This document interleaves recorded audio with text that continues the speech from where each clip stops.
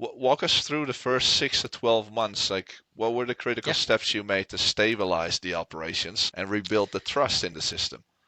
Yes, great question. And certainly there was a lot in there. But I boiled it down to three main areas. Stop the bleeding was area number one. Area number two is build the foundation for success. So getting that team in place that can help us. And then area three was enhancing the product because the general perception of the system was that it wasn't ready. It Yeah. shouldn't have gone live because it's missing key components that make the business work. So I'll take each in turn, but before then, bunch of things that I did straight away were set some expectations. We need to exit stabilization quickly. That Hmm. was priority number one. Got to get this stable. We've got to get this to a point where it's operable. We've got to make sure that people know what they're doing. I'd also, as part of the recruitment process, really stress that you need in-house capability. There's no way that you can do this unless you've got people internally who can guide this and really own it. And Hmm. I'm glad that the CIO at the time listened to me and supported me on that because you'll note I mentioned December 2019. Well, guess what happened in February 2020? COVID. COVID hit the world. So all of this was in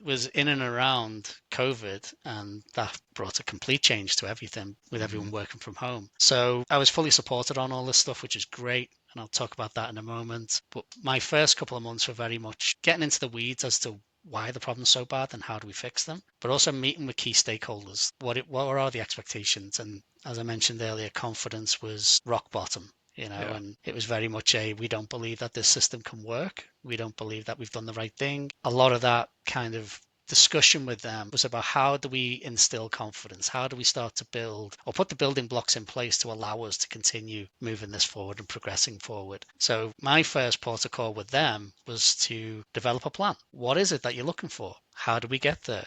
What are the quick wins that I can give you to show that we can do this? So that was where we started from. But going through those three main areas, stop the bleeding was obvious. That part of the You mean stabilization you mean the process. money, like bleeding money, or? More so, everything's not working. People are frustrated, tickets are going through the roof, no one knows what to do. So stop it getting worse. Like Okay. how do we prevent this getting how do we prevent this continuing? How do we get this to a point where people know what they're doing, people can execute, and that, we're not going into month 12 of things not being reconciled and no one knowing what a report looks like. How do we stop that? That was Yeah. our initial call to action. Money wise, I'd say that the money had dried up way before then, Rory.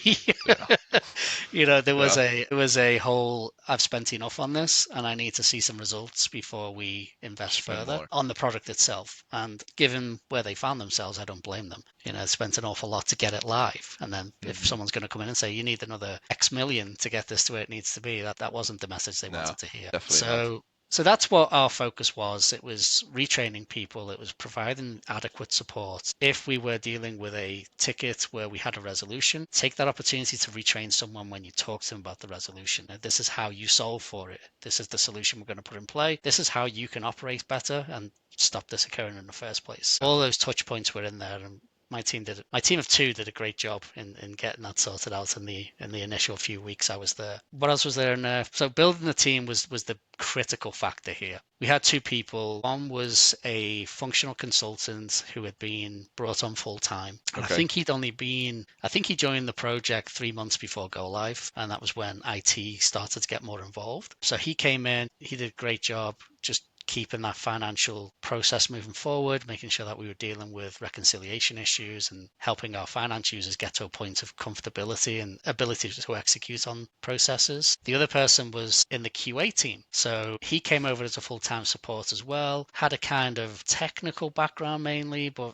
was learning the functional pieces by working with the other person as well. So you can see straight away limited knowledge Yeah. of how the product actually works and how to utilize it. But we started to build on that. So straight away, we did redeploy someone else from the business for the IT team into my team who brought a lot of technical knowledge, but also brought a lot of legacy knowledge. We'd come Yeah. off Oracle to move to D365, and that person was one of the SMEs, I don't know if you want to call it that, on Oracle, so knew the financial processes and Yeah. how finance works. So that helped a lot as well. And then I recruited a senior developer to join the team as well because I knew we needed a development arm in the team if we were going to go and succeed. So the person I brought in was more on that architect level. When I look Yeah. at it now, in hindsight, when I look back, the person who came in brought a higher level of thinking around this, but also brought all the expertise of, I've done this before, worked at Blue Horseshoe for many, many years. So Oh was yeah.